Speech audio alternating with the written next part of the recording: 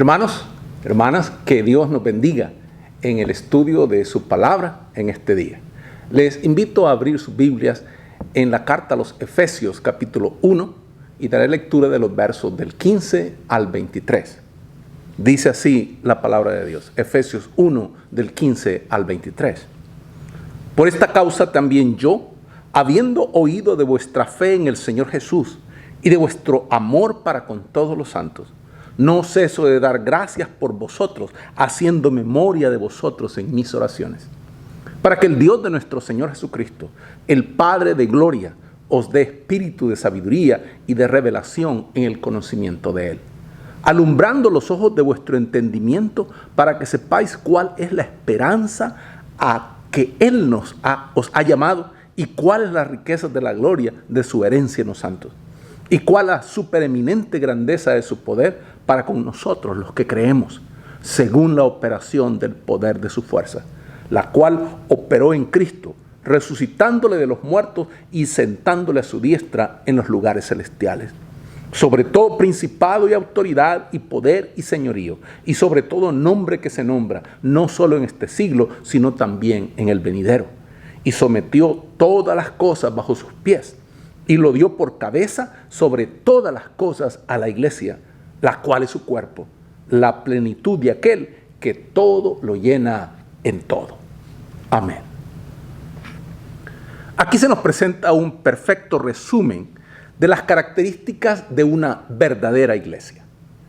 Pablo ha oído de la fe en Jesucristo de los Efesios, y les dice esto en su carta. Ha oído del amor que tienen a todas las personas que están consagradas a Dios, tal como debe ser.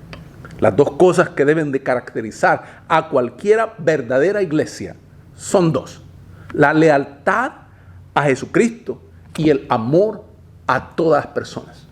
Eso es lo que caracteriza a una iglesia, a una buena iglesia. La lealtad a Jesucristo y el amor a todas las personas. Hay una lealtad a Cristo que no desemboca en el amor a nuestros semejantes. Debemos de ser conscientes de eso. La historia nos cuenta de antiguos monjes y ermitaños que tenían cierta lealtad a Cristo, que les hacía abandonar las actividades normales de la vida, haciéndoles vivir solos en lugares desiertos, en lugares muy apartados. Los cazadores de herejías de la Inquisición española y de otros muchos lugares y tiempos tenían una cierta lealtad a Jesucristo que les hacía perseguir a todos los que no pensaban como ellos. Antes de que viniera Cristo, los fariseos daban muestras de una cierta lealtad a Dios que les hacía despreciar olímpicamente a todos los que ellos consideraban menos leales a Dios que ellos. El verdadero cristiano ama a Cristo y ama a sus semejantes. Voy a repetir esto una vez más. El verdadero cristiano ama a Cristo y ama a sus semejantes. Y todavía más, sabe que no puede mostrarle su amor a Cristo de ninguna otra manera, sino que mostrándoselo a sus semejantes. Por muy ortodoxa que sea una iglesia, por muy bíblica que diga ser, por muy pura que sea su teología, por muy noble que sea su liturgia, no es una iglesia verdadera en el sentido real del término, a menos que se caracterice por amor a sus semejantes. Hay iglesias que rara vez hacen pronunciamientos públicos, a menos que sea para censurar o criticar. Puede que sean ortodoxas, muy doctrinales y muy dadas a la Biblia, pero si no hay amor al semejante, no son cristianas. La verdadera iglesia se caracteriza por un doble amor. Amor a Jesucristo y amor a tus semejantes. Esa es la verdadera iglesia. Un doble amor. Amor a Jesucristo y amor a tus semejantes.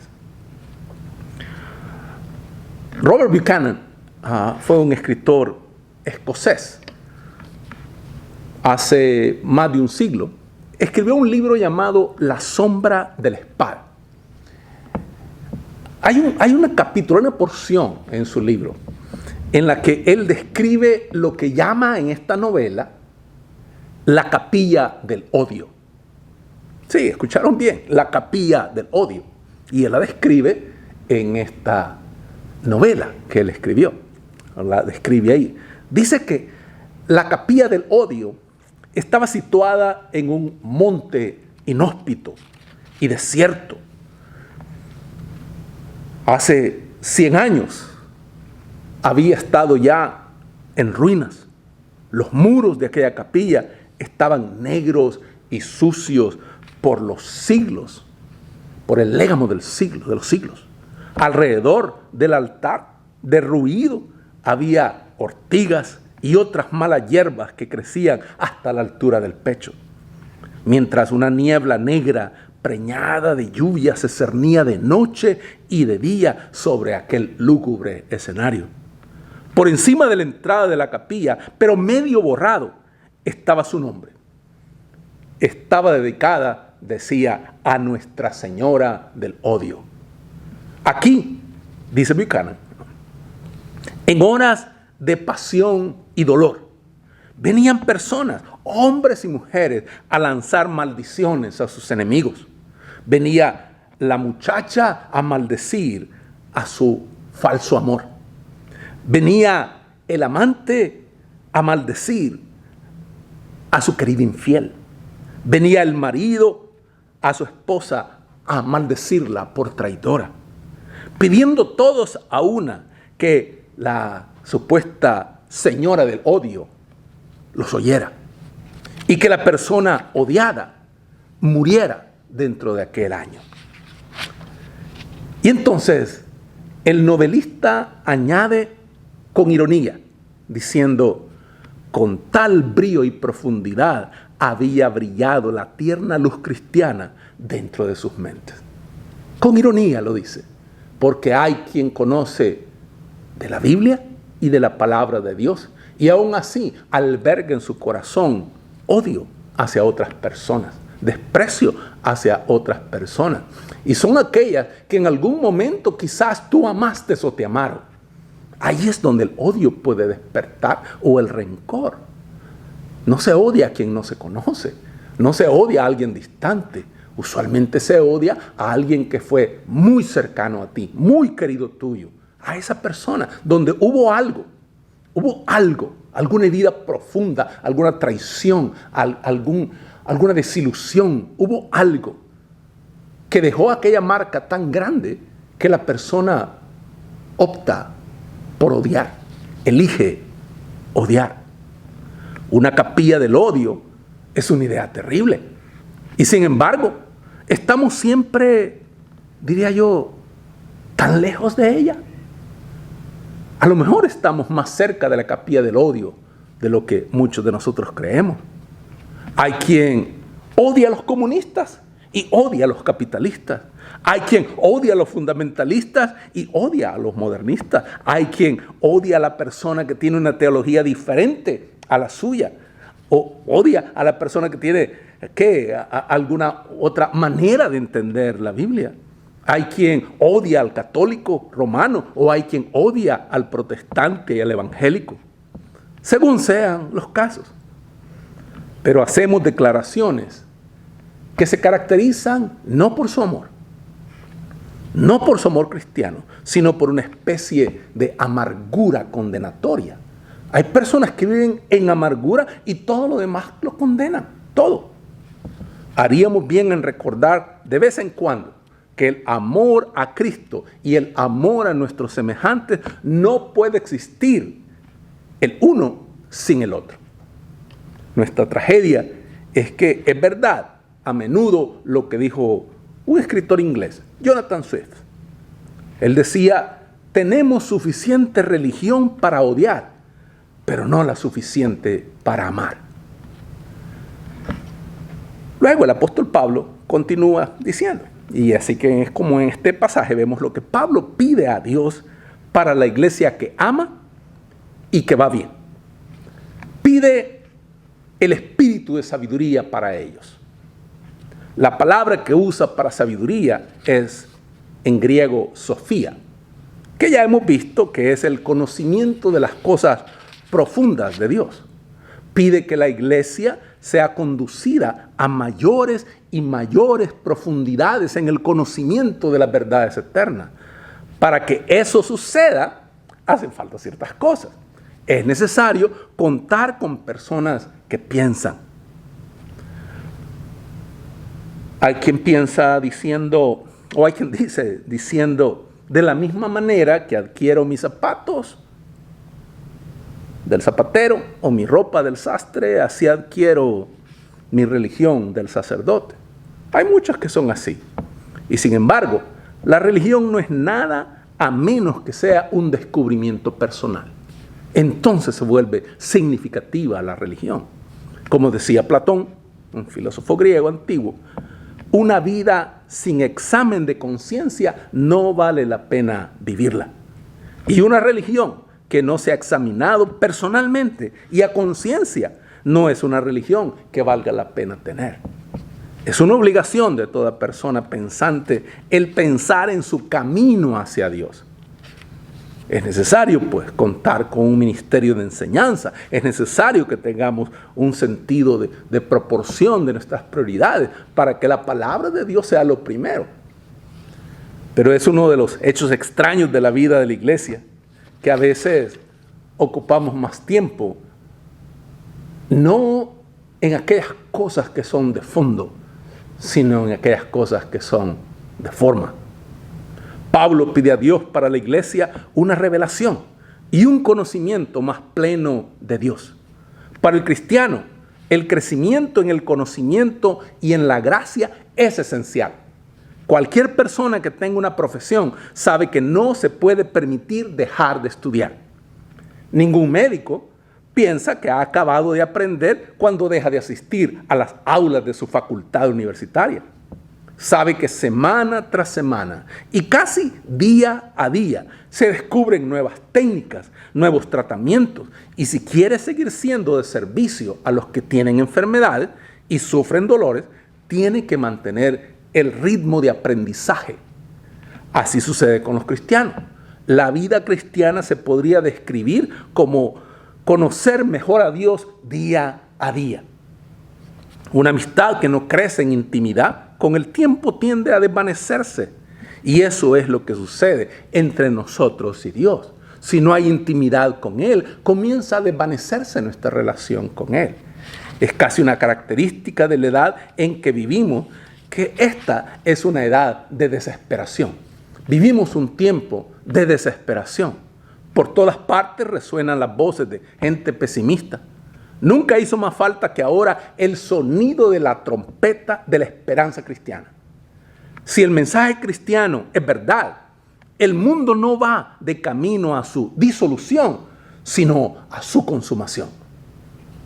Pide a Dios, el apóstol Pablo también, una nueva conciencia del poder de Dios para aquellos hermanos, para los efesios. Para Pablo, la prueba suprema de ese poder había sido la resurrección de Jesucristo. Fue la demostración de que el propósito de Dios no se puede detener por ninguna acción humana. En un mundo que parece caótico, es bueno darse cuenta de que Dios sigue en control. Pablo acaba hablando de la conquista de Cristo en una esfera que no quiere decir gran cosa para mucha gente hoy. Dice que Dios ha elevado a Jesucristo sobre todo principado y autoridad, poder y señorío, y sobre todo nombre que se nombra. En los días de Pablo se creía sin la menor duda, tanto en demonios como en ángeles. Y estas palabras que usa Pablo son los títulos de diferentes grados de ángeles, de diferente jerarquía de ángeles. Está diciendo que no hay ningún ser en el cielo ni en la tierra al que Jesucristo no sea superior. En esencia, la oración de Pablo es que los creyentes nos demos cuenta de la grandeza del Salvador que Dios nos ha dado. Y así como llegamos a los dos últimos versos de este capítulo, en los que Pablo expone uno de los pensamientos más elevados que ha tenido jamás. llama a la iglesia por el título supremo, el cuerpo de Cristo. A fin de entender lo que Pablo quiere decir, volvamos al pensamiento clave de esta carta. El mundo, tal como se nos presenta, es una desunión total. Hay desunión entre judíos y gentiles, entre griegos y bárbaros. Hay desunión entre diferentes personas de la misma nación. Hay desunión dentro de cada persona, porque en cada uno de nosotros el bien lucha con el mal. Hay desunión entre la humanidad y la naturaleza, y sobre todo hay desunión entre el hombre y Dios. Lo que Pablo nos enseña es que Jesús había muerto para unir en uno todos los elementos discordantes de este universo, borrar las separaciones, reconciliar a las personas y a la humanidad con Dios. Jesucristo era por encima de todo el instrumento de Dios para la reconciliación.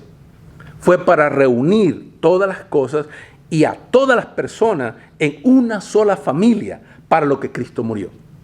Pero está claro que esa unidad no existe hoy en día. Echemos mano de una analogía humana.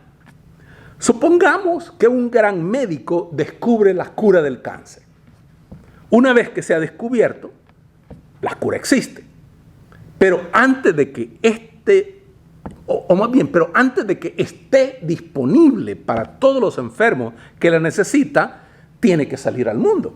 La medicina, ¿no? La cura. Los médicos y los cirujanos deben tener conocimiento de ella y deben de tener el entrenamiento para usarla. La cura existe, pero una sola persona no puede llevarla a todos los que la necesitan, sino que tiene que haber un cuerpo de médicos para que sean el agente que se encargue de que llegue aquella cura a todos los pacientes del mundo. Eso es precisamente lo que es la iglesia de Jesucristo. El cáncer es el pecado. Y la cura para el pecado ha sido encontrada. Y es Jesucristo. Ahora, Él no puede llevarla a todos, sino que Él necesita de un cuerpo de creyentes que puedan no solo saber que la cura existe, sino que también estar dispuestos a llevarla, esa cura, a todos los que la necesitan. Esa es la iglesia de Jesucristo. Es en Jesús en quien todos los seres humanos y todas las naciones pueden llegar a ser una sola cosa, unión. Pero antes de que esto suceda, tienen que conocer a Jesucristo. Y esa es la tarea de la iglesia, que conozcan a Jesucristo como Señor y Salvador. Cristo es la cabeza, la iglesia es el cuerpo. La cabeza tiene que tener un cuerpo para actuar. La iglesia es literalmente las manos para hacer la obra de Cristo, es los pies para ir por todo el mundo representándolo a Él. Y la iglesia también es la voz para proclamar su palabra.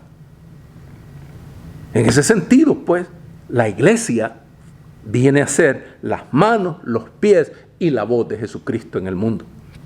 En la frase final del capítulo, Pablo expone dos pensamientos tremendos. Dice que la iglesia es el complemento de Cristo. De la misma manera que las ideas de la mente no se pueden realizar sin el cuerpo. La gloria maravillosa que Cristo trajo a este mundo no se puede hacer efectiva sin la obra de la iglesia.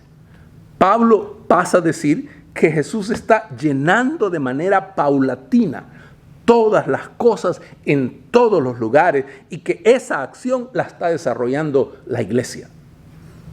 Este es uno de los pensamientos más alucinantes del Evangelio. Quiere decir nada más y nada menos que el plan de Dios de un mundo unido depende de la iglesia. Hay una leyenda antigua que nos cuenta lo que pasó cuando Jesús volvió al cielo después de haber pasado un tiempo en la tierra. Aún en el cielo, seguía llevando las cicatrices de su pasión. Los ángeles estaban hablando con él y Gabriel se le acercó. El ángel Gabriel se le acercó y le dijo: Maestro, tienes que haber sufrido terriblemente por los humanos en el mundo. Es verdad, le contestó Jesucristo. Y dijo, y siguió Gabriel diciéndole: ya saben todos cuánto los has amado y lo que has hecho por ellos.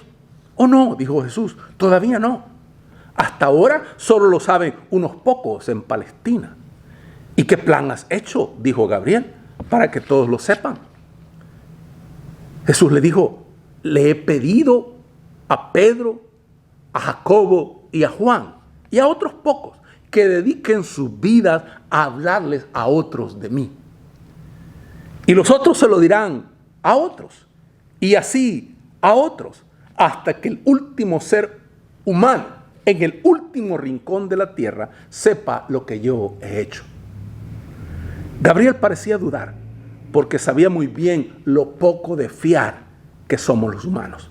Sí, dijo, pero ¿qué si Pedro, Jacobo y Juan se olvidan?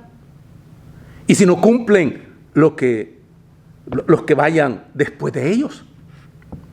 ¿Y si allá abajo en el mundo, en el siglo XXI, la gente no sigue hablando de ti? ¿Es que no has hecho ningún otro plan?, preguntó el ángel Gabriel. Y Jesús respondió: pues no he hecho ningún otro plan. Cuento con ellos. Decir que la iglesia es el cuerpo de Cristo quiere decir que Jesucristo cuenta con nosotros. ¿Cuenta Cristo contigo? Que Dios le bendiga.